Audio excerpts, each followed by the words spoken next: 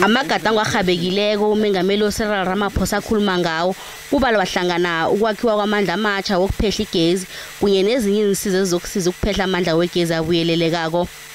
Nanyana indaba yamandla ithinde kumba amaSewula Afrika nje, umengameli uthi kunamajuguluko netuthuko.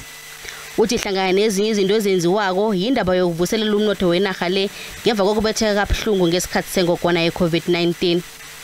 Nakusenjalo uthi umkhiqizo wanganeno ekhethu ukhuphuke nge-1.6% kanti umkhiqizo othengisela amanye amazwe ukhuphuke nge-4.2%, kuvuleke namathuba wemisebenzi.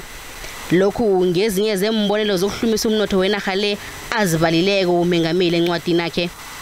Nanyana kunomraro wobelelesi ukukhahlumezana ngokobulili kunye nomhlago nje, uRamaphosa ukholwa bona kunomehluko begodu indaba yokwakhiwa kweSewula Afrika engcono isengaphumelela.